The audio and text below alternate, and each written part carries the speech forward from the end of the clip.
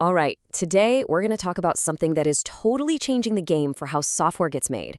It's called vibe coding. And we're going to look at how you can take this super fast, almost magical method and make it safe enough for one of the most high-stakes industries out there, finance. You know, this quote from Andrej Karpathy just hits the nail on the head.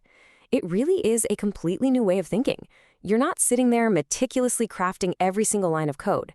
Instead, you're focused on the big picture, the vibe of what you want to build, and you let a powerful AI handle all the nitty-gritty stuff. So let's just put a simple definition on it. Vibe coding is basically when you tell an AI what you want in plain English. You describe your idea and it just goes and builds it. It turns complex code into reality. The developer's job shifts from being a master of syntax to being an architect of ideas. And the speed is unbelievable. I mean, something like building a really complicated transaction dashboard for a bank that used to take a whole team weeks of work. Now, you can vibe out a working prototype in just a few hours. That kind of speed changes everything. But, and this is a huge but, when you're talking about finance, that kind of power comes with some serious risks.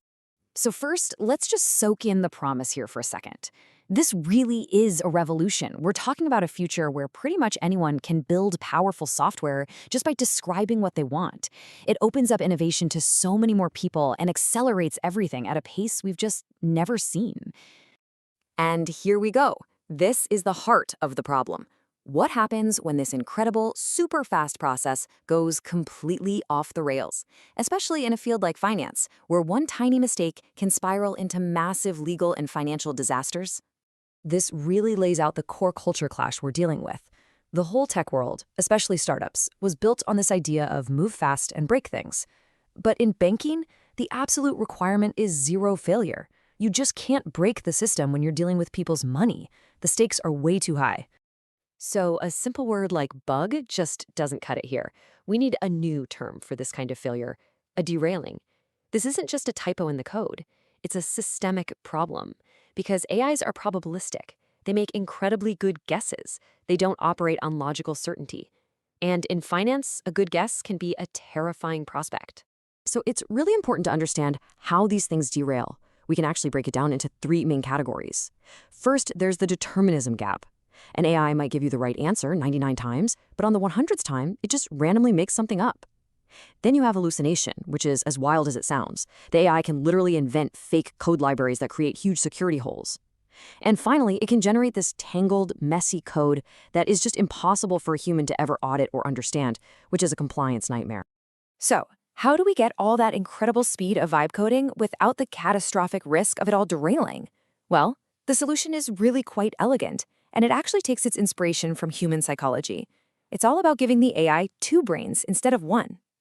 Now, the technical name for this is a neuro-symbolic architecture, and all that really means is that it's a hybrid. You're combining the creative, flexible, pattern-matching brain of a neural network with the rigid, logical, rule-following brain of traditional software, the best of both worlds. The best way to think about this is through Daniel Kahneman's famous thinking fast and slow model. The AI, that's your system one. It's fast, it's intuitive, it's creative, it gets the vibe. But, and this is the crucial part, it is always being watched by System 2. That's the symbolic, rule-based engine. It's slow, deliberate, logical, and its job is to enforce the ironclad rules of finance. So let's see what this actually looks like. Okay, think about a bank's Know Your Customer, or KYC process, where they have to verify your identity. The AI's creative System 1 brain is amazing at stuff like, say, reading the text off a blurry photo of a driver's license. But the logical System 2 engine takes over for the things that have to be 100% right, like checking if the ID is expired or if the ID number is valid. Each system does what it's best at, working together. Okay, so we've got the theory down. We have this two-brained system, but how do you actually build it?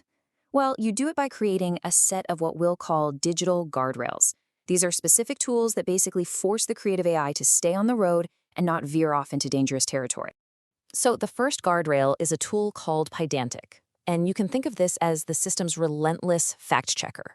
The AI can generate whatever it wants, but before that data can go anywhere, it has to fit into a strict, predefined structure. If the AI hallucinates and says an expired ID is valid, Pydantic just slams on the brakes. Process stopped, end of story. Next up, we have lane graph. This is basically the GPS for the AI. It lays out the exact unchangeable map that the AI has to follow for any given process. So, for example, the AI can't just decide on a whim to skip the two-factor authentication step when a customer is logging in. Nope. The route is fixed. The AI's job is just to guide the user along that pre-approved path. And for our final layer of safety, there's the Open Policy Agent, or OPA. This is the ultimate rulebook. It's a totally separate system that gets the final say on everything. Even if the AI is somehow tricked into requesting something it shouldn't, it has to ask OPA for permission first. OPA checks its rulebook, sees it's a violation, and just says no. It's a critical last line of defense. So, with all these powerful automated guardrails in place, you might be wondering, what's left for the human developer to do? Well, their role doesn't get smaller. It actually gets elevated. It becomes more important than it's ever been. This whole thing creates a new, much more disciplined way to build software. You start with that pure vibe to get ideas out fast and figure out what the user should experience. But then, and this is the key, you stop and you build the constraints. You build those digital guardrails. Only then do you let the AI go in and fill in the code inside that safe structure. And finally, you verify the whole system to prove that it's sound. And really, this is the big takeaway here. The developer is no longer a bricklayer, painstakingly putting every single line of code in place one by one. They're now the architect. They're designing the blueprints, the safety systems, the entire structure that ensures the AI can build everything else safely and correctly. This just sums up the whole idea perfectly. The AI is the engine. It gives you all the power, all the speed. But it's the human-designed architecture that provides the steering, the brakes, and the map. That is what constrained vibe coding is all about. So that leaves us with one last really fascinating question to think about. Once we get really, really good at building these unbreakable digital guardrails, we essentially create a perfectly safe sandbox for the AI to be as creative as it possibly can be.